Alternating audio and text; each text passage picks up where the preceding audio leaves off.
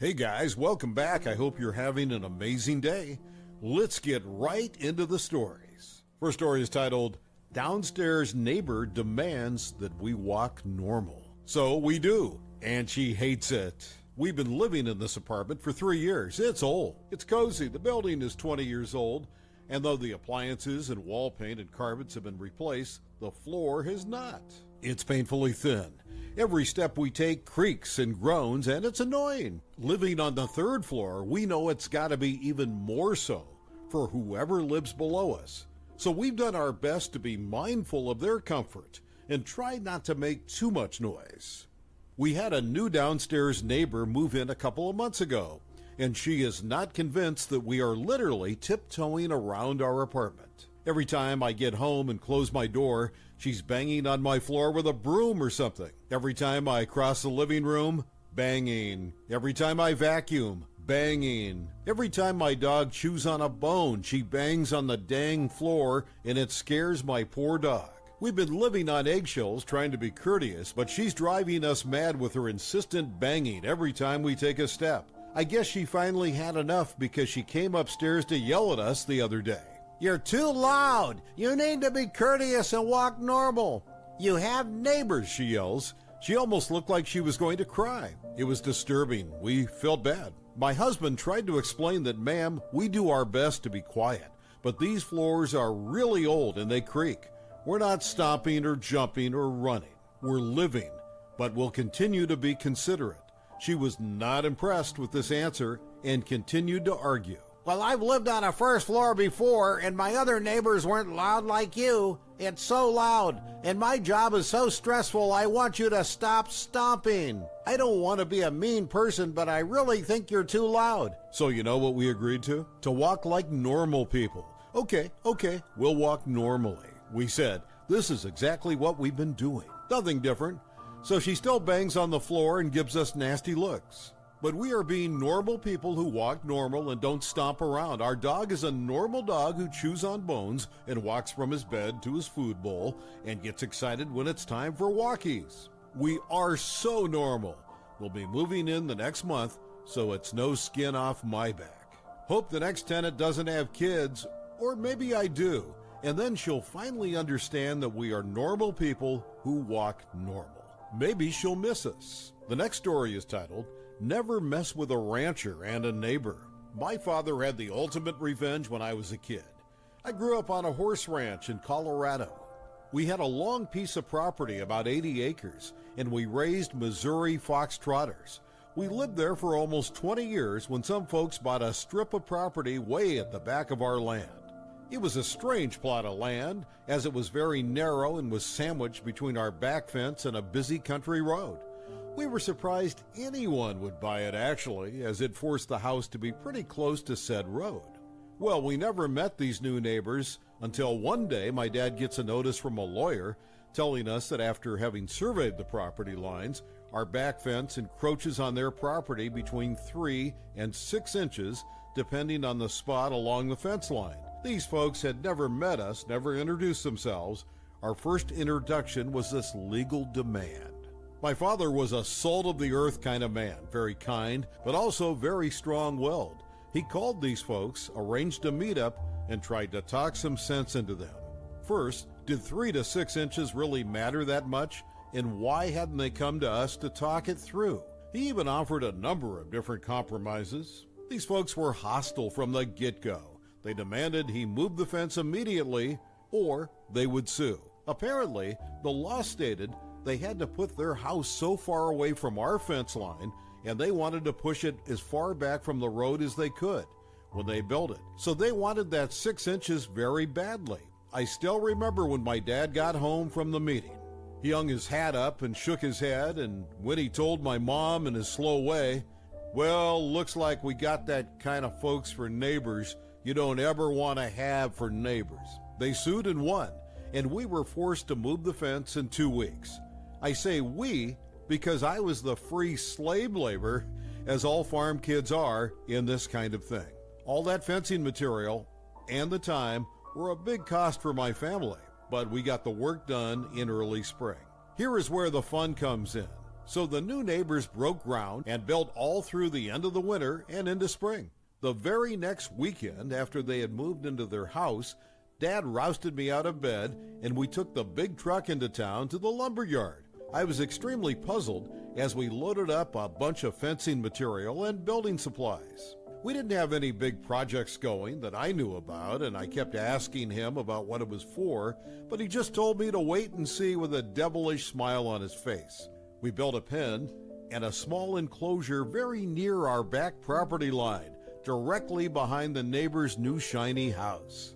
The next day, one of our farm friends delivered a half-dozen pigs to their new home. Dad insisted on feeding those hogs table scraps and all the things that would go into the composter, as well as some good balanced hog feed to keep them healthy. Now, you may not know this, but the smell of pig excrement is directly related to what they eat and their pen. Table scraps makes them smell bad. I mean bad. I had to drive the four-wheeler back there every day to take care of them, and within a month, halfway there, and my eyes would start watering. It smelled so bad.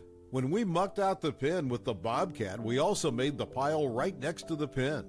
I can't even imagine how bad that smell was living in that house. The neighbors, of course, freaked out, and again, without ever even trying to talk to us, went the legal route. They lost. The area was zoned agricultural, and my dad had done his homework to make sure he was breaking no laws or regulations. The pigs were far enough from us and our other neighbors that it didn't bother anyone but the people he wanted it to bother. Come fall, when the winter moved in, we sold the pigs to slaughter, and Dad stacked up a bunch of building supplies next to the pen and let the neighbors know we would be expanding the profitable operation in the spring when they came out to scream at him. He smiled the whole time, speaking in his slow, steady way. The new neighbors sold their new house in January when the ground was frozen and the new owners would not smell the pen. Though, as soon as the old neighbors were gone, we tore down the enclosure, spread the nasty stuff on the hayfield, and the new neighbors never had a bad smell come spring. They also were great neighbors and are still lifelong friends. Never mess with a rancher. The next story is titled, From Sandwich to Charger. Happened to me last Monday while I was waiting for an appointment. There was a guy running around the station asking people passing him for money for a sandwich and water. I normally don't have money on me, only a card, so I offered to go with him to a store and let him pick a sandwich and a bottle of water, and I would pay for it. He agrees, but as soon as we start walking to the store, he suddenly started to tell me about how he cannot call his family and change directions to the vending machines. The water bottles in the store cost around 1 CHF. At the vending machine, it's 350 CHF a bottle, and you also can't get sandwiches out of it. First I was confused. He then pointed to a 20 CHF power bank and wanted me to get one of these for him so he can call his family. I then walked away, and he continued to ask people for money for a sandwich and a bottle of water. The next story is titled, American Tourists Wanted My Table in the Pub. The barman had my back. Back before I knew what COVID was, I visited a pub in Dublin. In the pub, you can sit and disregard your responsibilities, spending hours reading, drinking, chatting, playing board games and cards, and listen to old men tell tall tales, one of which you're about to hear now. I chose to read a book and stay all day drinking pints and relaxing. The pub had a fair bit of history, so I figured it was a good part of town to take my leisure and while away for 6 hours. And pints or so. It was about 3 p.m. by this point.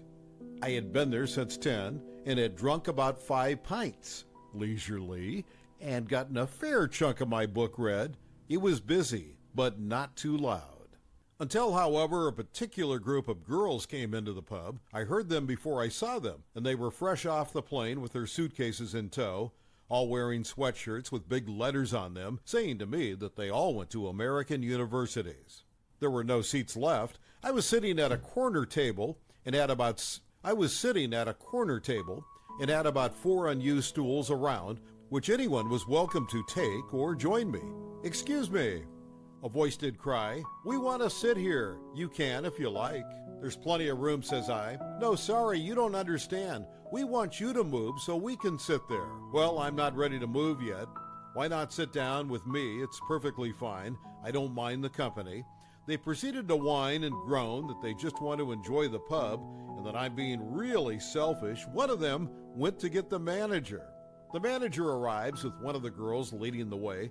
She points at me saying he won't move. Manager of the pub wasn't very pleased with being torn away, and why would he? He's been here all day.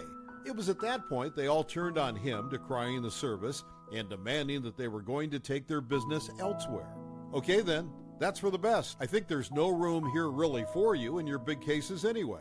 He gave them some nice recommendations in the area, and away they went. The barman comes over with a card reader asking if I wanted another pint and mentioned that I looked pretty comfy, so it didn't look like I wanted to move. Proceeded to have a couple more pints, chuck a $5 in the tip jar, and then get the duck out. Pretty sharpish after that. Someone else could have been using the table. How selfish of me. The last story is titled, My Manager is Physically and Emotionally Abusive, so I Get Her Undercover Bosses and Fired. One summer I was working as a server at a well-known pizza restaurant. It was in a small tourist town, so it was amazing money, and as a university student, that was all that mattered to me. This job was so horrible that I would go home wanting to quit, count my tips, and decide I could put up with it for one more day. The reason it was so horrible was because of the manager, Tracy. Tracy was hot-headed, irrational, a liar, a manipulator, and overall a terrible human being. I watched her terrorize the other servers and kind of kept my head down to avoid it. Examples of her being awful. She once screamed at me because the entire restaurant didn't have cutlery on the tables, because the restaurant physically didn't have enough, and she was too cheap to order more. I was in the middle of filling drinks for a table when she made me stop and go into the kitchen to run the dishwasher. She then yelled at me because that table didn't have full drinks. This all happened in front of a guest who ended up saying something to Tracy about her behavior.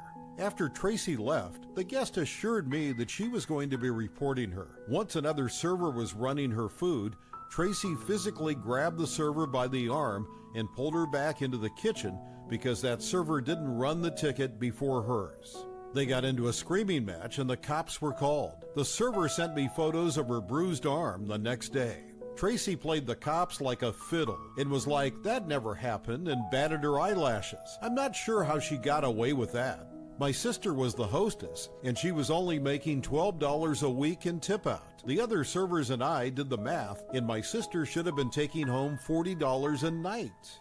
Ironically, Tracy had a new boat and a new truck. My sister messed up, I don't remember how, and Tracy took me into the back of the restaurant to scream at me. We were out of there for a full 15 minutes before the supervisor told her they needed me back. This supervisor was an angel, and she comes back into the story a bit. This was a while ago, and I'm sure I'll think of more, but for now I will continue with the story.